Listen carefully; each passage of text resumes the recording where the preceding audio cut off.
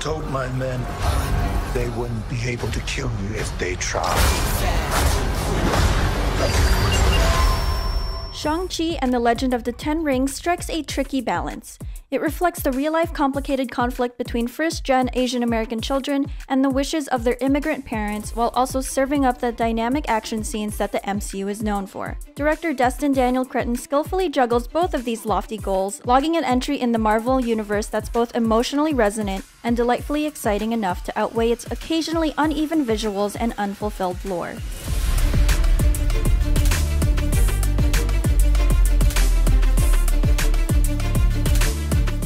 Simu Liu makes his mark on the MCU as its latest superhero, Shang-Chi, who must face his past, finally take responsibility, and stand up to his father while also attempting to forgive himself for his participation in the sins that first tore their family apart.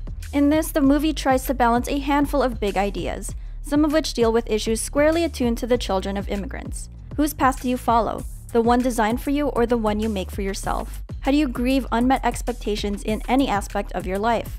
It's an interesting, if not obvious, way to frame the hero's journey for a major superhero film starring actors of Asian descent. Speaking of our leads, Liu and Awkwafina have an easy and genuine chemistry that sells the idea of Shang-Chi and Katie as a capable duo for many adventures to come.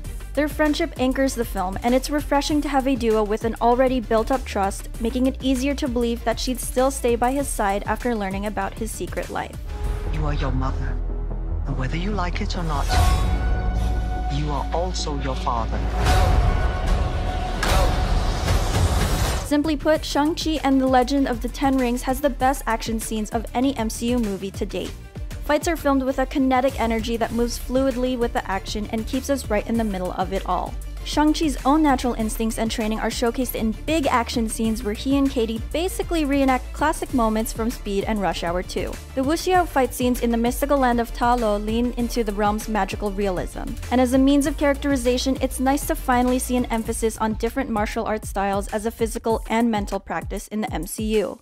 Learning his mother's fighting style not only helps Shang-Chi face off against his father, but allows him to access the heart of the dragon within himself. It's unfortunate that while the fights are well shot, some of the other visual effects are uneven. Ta Lo's scenery looks flat and cartoonish with harsh lighting that breaks any sort of illusion that filming took place anywhere other than a green screen stage. It's a small thing, but when the third act is set entirely in this pocket dimension, it becomes distractingly bad.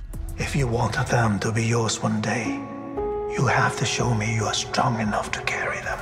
Tony Leung's Wenwu is one of Marvel's most sympathetic and complex antagonists, thanks in part to the way in which his misguided actions pit him against his children. When Wenwu first meets and fights Jiangli, who becomes his wife and mother to his children, it's literally life-changing, electrifying, straight up just hot, and it's just so deeply romantic. The cinematography of their fight slows down to highlight their longing glances, and we're reminded of how well Leung plays a tragic romantic hero when he loses her. It's this unresolved grief, which is love persevering after all, that drives Wenwu into desperate action, and the focus on his emotional arc ends up sidelining our main character for longer than would be ideal. But it also allows Shang-Chi to become the hero we come to know him to be. Interestingly enough, for all its cameos and references to the larger MCU, Shang-Chi and the Legend of the Ten Rings isn't looking for any external validation for its existence. The story stands completely on its own, and you almost forget that he and Katie are set to become important players in the MCU. What does remind us that this is a Marvel movie is the withheld lore about the rings and Ta Lo's magic that are clearly being saved for a later reveal. An otherwise strong film is weakened by the MCU's insistence on taking advantage of our trust in that these things will be explained in later projects. You got this. Thank you. Director Destin Daniel Cretton skillfully connects Shang-Chi's personal stakes with the larger MCU by way of an emotionally complex villain, a stellar cast with fantastic chemistry, and incredible action sequences. The visuals of a magical world like Ta Lo could look more uniform, and the lack of lore, seemingly withheld for future MCU reveals, is frustrating. But these shortcomings aren't glaring, as the rest of the movie has so much to offer.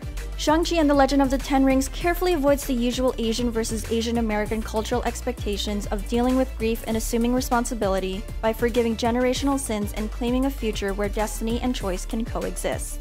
For more movie reviews and everything superhero, be sure to keep it locked right here on IGN. Who are you?